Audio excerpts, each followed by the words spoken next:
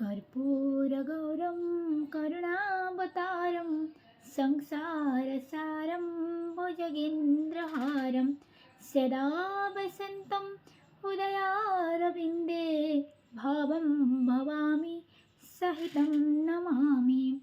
सर्वेभ्यः नमो नमः। मम नाम कल्याणी नायक। अहं केन्द्रीय संस्कृत विश्वविद्यालय श्री महाराज रणवीर सिंह परिसरस्य शिक्षाशास्त्री द्वितीयवर्षस्य छात्रा अध्यापिका अस्मि। मम अनुक्रमाङ्क आसीत् 31। मम विषयम् आसीत् पाठ्यचर्या विकासस्य विविधाः उपागमाः। करिकुलम् डेवलपमेंट। पाठ्यचर्या विकासः शिक्षणप्रक्रियायाः एक महत्त्वपूर्णम् अंशः अस्ति। अस्मिन् प्रक्रियायां विभिन्नाः उपागमाः प्रयुज्यन्ते ये छात्राणां समाजस्य तथा शिक्षायाः उद्देशानां पूर्तये सहायं कुर्वन्ति। विषयकेन्द्रित उपागमः सब्जेक्ट कंटेंट अप्रोच। अयम् उपागमः विषयवस्तुं मुख्यं मन्यते। ज्ञानं विषयानुसारं विभज्य शिक्ष्यते। परम्परागतः उपागमः अस्ति।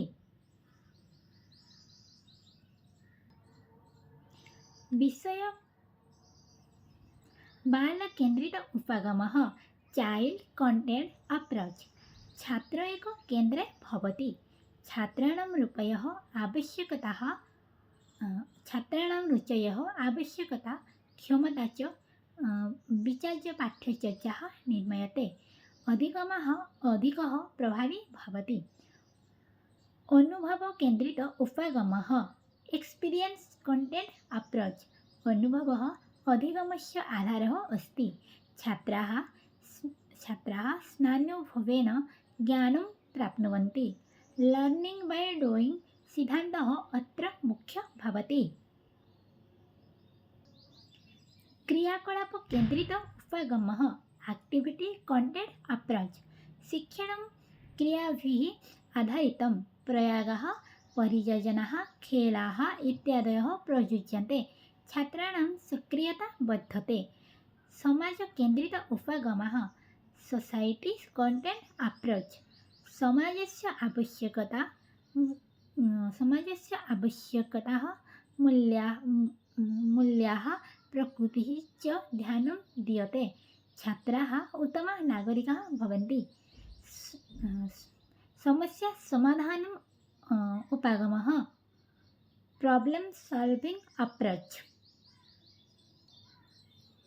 समस्या समाधान उपागमः प्रॉब्लम सॉल्विंग अप्रोच। छात्राः समस्या चिन्तयति तथा समाधानं कुर्वन्ति। तर्कशक्ति चिन्ताशक्ति च विकासते। एकीकृत उपागमः विभिन्नविषयाणां समन्वयः क्रियते। ज्ञानं समग्ररूपेण प्रस्तुतं भवति। निष्कर्ष एते सर्व उपागमाः पाठ्यचर्या विकासे अत्यन्तम् उपयोगिनः सन्ति। शिक्षायाः लक्ष्यं छात्राणाम् आवश्यकता तथा सामाजिक अपेक्षा विचार्यम् उपयुक्तम् उपागमं चयनीयः।